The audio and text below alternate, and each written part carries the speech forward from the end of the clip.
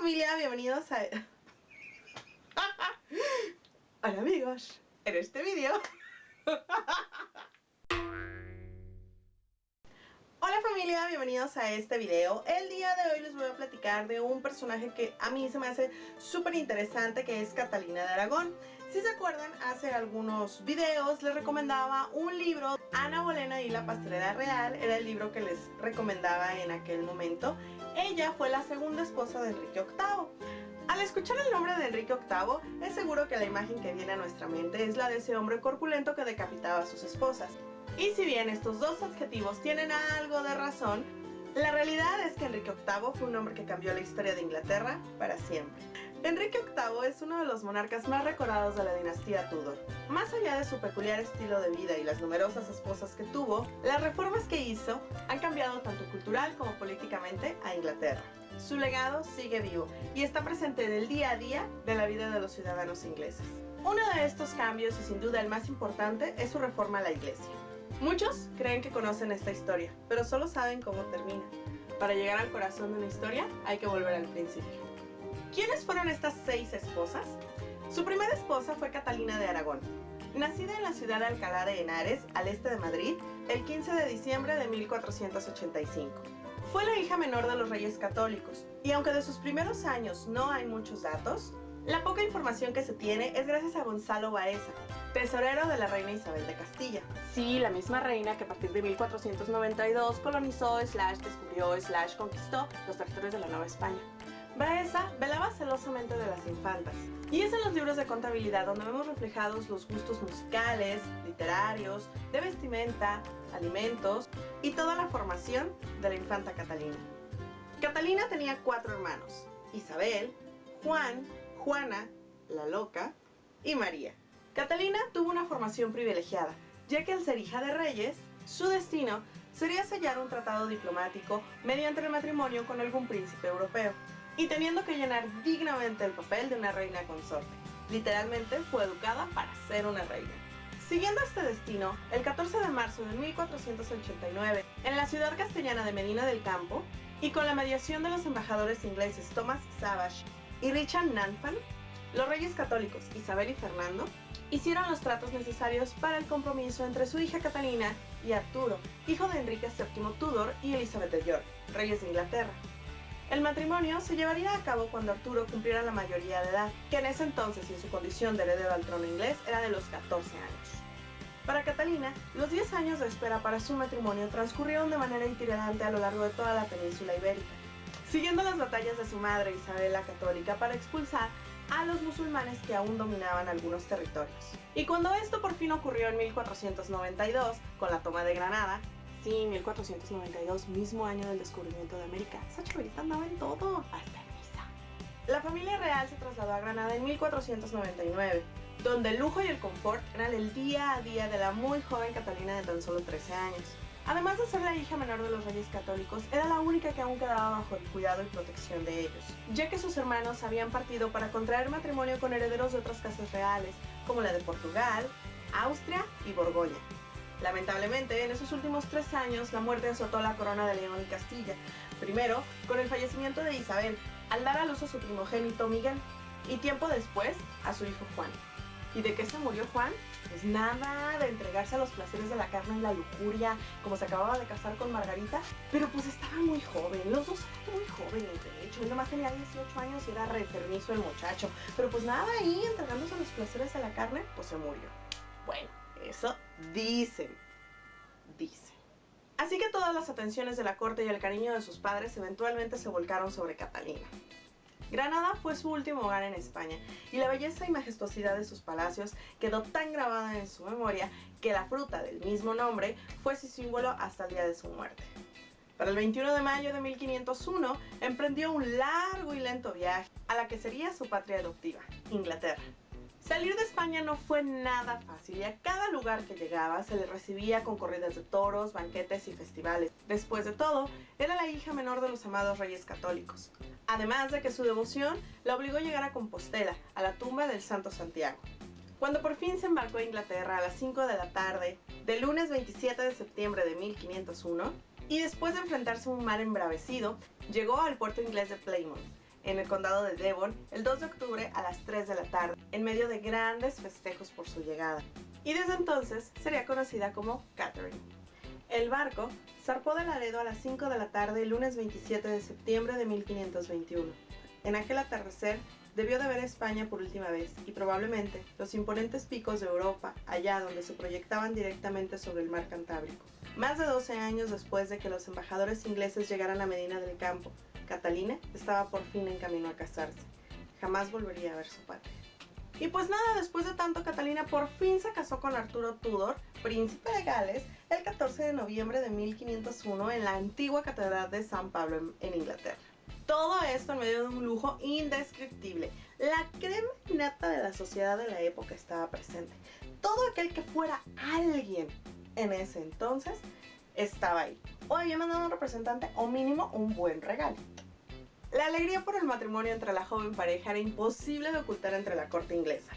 Ahora las casas reales de Inglaterra y España estaban unidas por el lazo del matrimonio. Solo faltaba que fueran una sola en el lazo de sangre, para lo cual era importantísimo consumar el matrimonio lo antes posible, para así engendrar al que sería el próximo heredero del trono inglés. Pero como dicen en mi pueblo, ahí fue donde la puerca torció el rabo, la verdad. Y ese momento tan íntimo de la vida de Catalina y de un matrimonio fue expuesto en más de una ocasión, ya que unos aseguraban, entre ellos Catalina, que el matrimonio jamás se había consumado, ya que un muy enfermo Arturo no había tenido la energía suficiente para realizar semejante esfuerzo físico, mientras que otros juraban, literalmente juraron, todo lo contrario. Solo 5 meses duró el matrimonio entre Arturo y Catalina, ya que este murió el 2 de abril de 1502, a consecuencia de las diversas enfermedades que lo aquejaban desde hacía años. Ahora el destino de Catalina era incierto. Toda su vida había sido la futura reina de Inglaterra y ahora era solo la princesa viuda de Gales.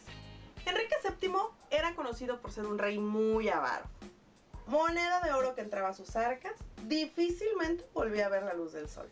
Así que devolver el jugoso anticipo de la dote de Catalina no era una opción para él. Y por otra parte, para Fernando el Católico, deshacer esos tratados con Inglaterra representaba ciertas contrariedades en sus planes que tenía contra Francia.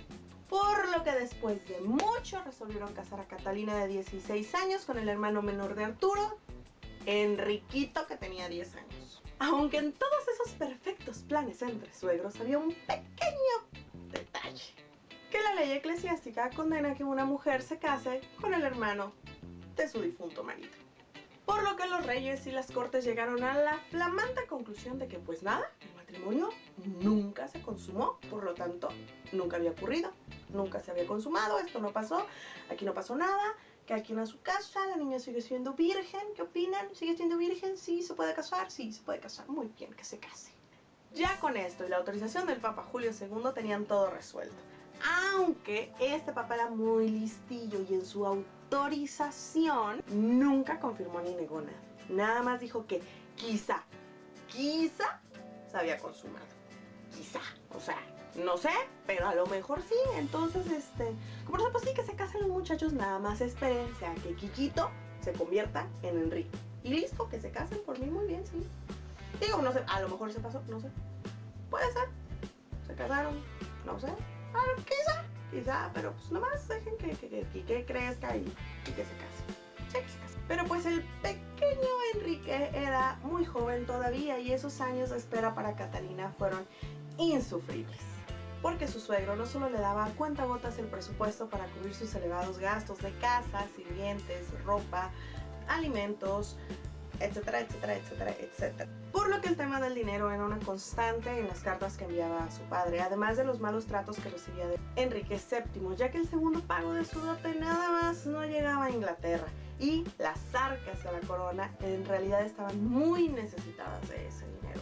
Así que Enrique VII no estaba muy contento con la idea de estar manteniendo a Catalina sin que el suegrito mandara mucho dinero. Y pues bueno, todas estas cartas llenas de reclamos, quejas y cobros iban y venían de España a Inglaterra y de regreso. Entre ellas, una de las cartas llegó con la dolorosa noticia de la muerte de Isabel la Católica, la madre de Catalina, lo que la sumió en una profunda depresión. Aunado a esto, la mala alimentación, los constantes problemas y la carencia de dinero orillaron a Catalina a lo que ahora conocemos como una anorexia nerviosa, pero que en aquel momento ella abordaba como un ayuno piadoso.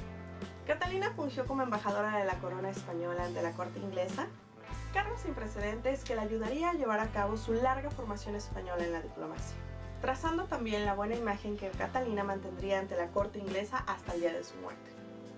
Con la única mancha de la influencia que ejercía en su confesor Diego Fernández, un frailecillo joven español de muy mala reputación con la que se le achacaron muchos romances, pero pues bueno, al final nunca se pudo comprobar nada. Y la recatada personalidad de Catalina pues hacía imposible que eso pasara, así que yo creo que es muy poco probable, claro. Mientras tanto, en su gestión como embajadora, se dedicó a la propuesta de encuentro entre su hermana Juana la Loca, que ahora era la regente máxima de Castilla, y su suegro, su suegro, Enrique VII, la cual se llevó a cabo el 10 de febrero de 1506.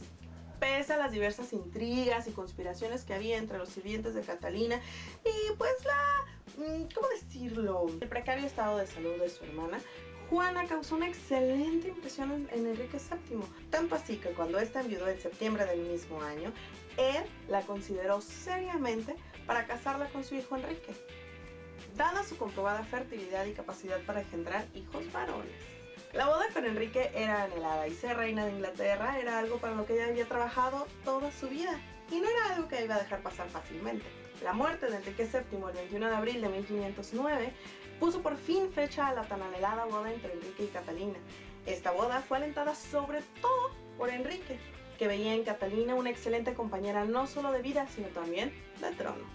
La boda se llevó a cabo con modestia y en privado el 11 de junio de 1509 en la capilla del Palacio de Greenwich.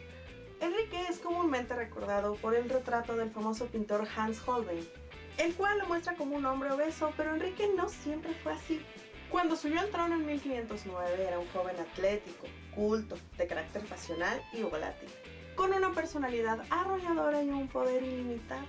Catalina pronto logró el tan anhelado embarazo y, aunque no culminó con éxito, pronto volvió a embarazarse y dio a luz a un varón llamado Enrique, que murió tan solo unos meses después. Una serie de abortos de hijos varones fueron el preámbulo para el nacimiento de su hija María, que sí llegaría a la edad adulta.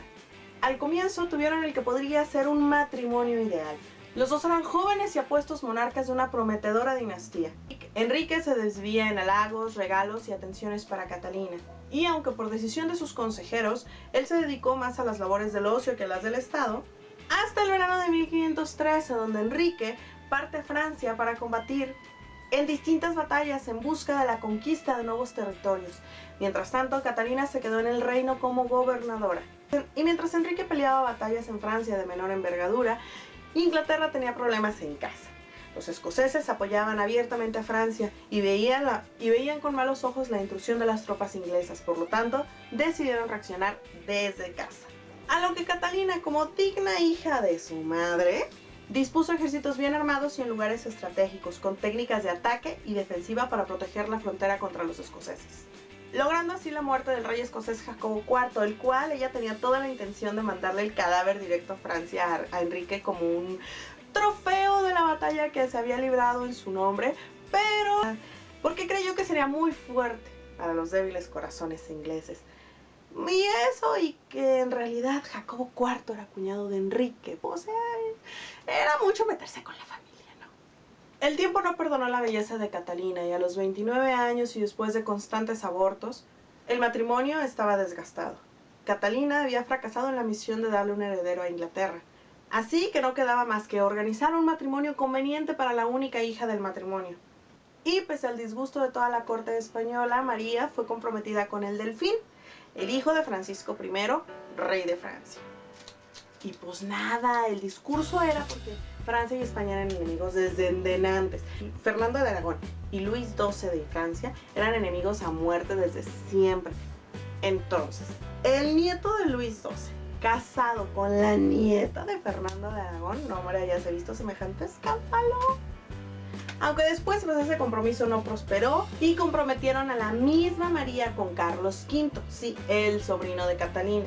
Pero pues también ese compromiso se disolvió y María terminó casada con Felipe II, hijo de Carlos V. Sí, o sea, todo queda entre familia, ¿no? El tiempo pasó e Inglaterra seguía necesitando un heredero varón. Pero Catalina ya no podía darlo y Enrique ya no estaba interesado porque había puesto los ojos en otra mujer, Ana Bolena. El proceso de divorcio fue sumamente complicado y llevó 5 años. Enrique se basaba en el libro de Levítico para exigirle al Papa la anulación del matrimonio y sostenía que su matrimonio estaba maldito al no lograr la supervivencia de ninguno de sus hijos varones por haberse casado con la esposa de su hermano. Los humanistas y universidades discutían el hecho a lo largo y ancho de toda Europa y enviaban sus recomendaciones a Inglaterra, pero el Papa no cedía ya que tenía la gran presión del emperador sobre él. Bueno, sobre él y sobre toda Europa. Ese emperador era el sobrino de Catalina, Carlos V. En los juicios que se llevaron a cabo en Inglaterra no se llegaba a nada en concreto, ya que todas las opiniones estaban muy divididas. La verdad sobre la virginidad de Catalina nunca se sabrá.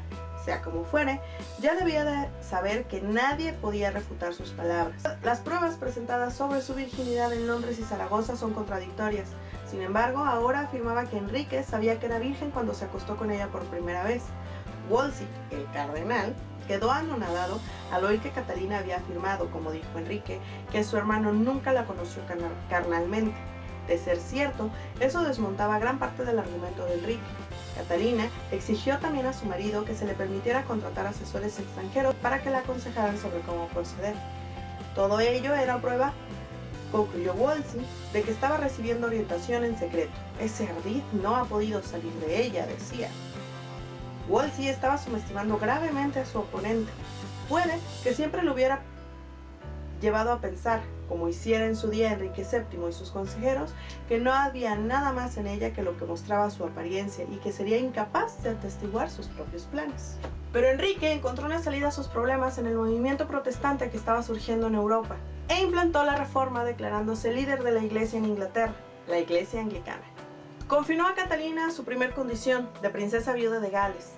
Le otorgó una pensión ínfima en un viejo castillo y prohibió, so pena de muerte, que se le llamara reina o rindiera cualquier tipo de pleitesía.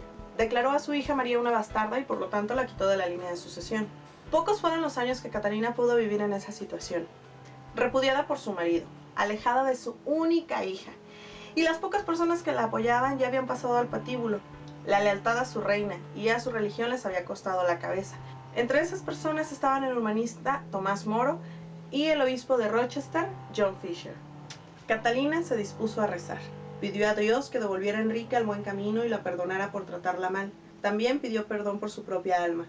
La muerte acechaba al horizonte. El obispo de Landulf le administró la extrema unción. Catalina respondió con valentía y en voz clara y audible y continuó murmurando oraciones para sí.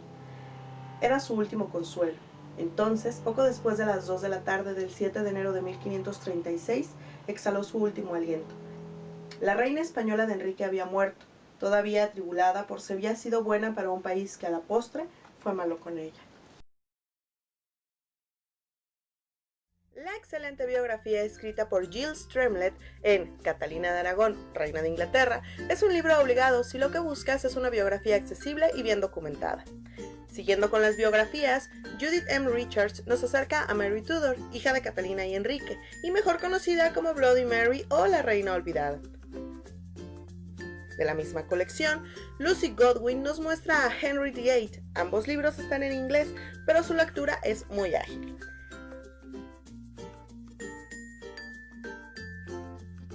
Las mujeres Tudor, reinas y plebeyas de Addison Plowden es una excelente introducción. De manera breve hace un recorrido por las hijas, esposas, hermanas, madre y tías del tan mencionado Enrique VIII. Y por último, Ana Bolena y la pastelera real, una cautivadora novela histórica donde podemos conocer la historia relatada por otra de sus célebres protagonistas, Ana Bolena, la segunda esposa de Enrique VIII. En la vida de los ciudadanos londinenses, ingleses. Su legado, sí. Condado de Devon, el 2 de octubre a las 3 de la tarde.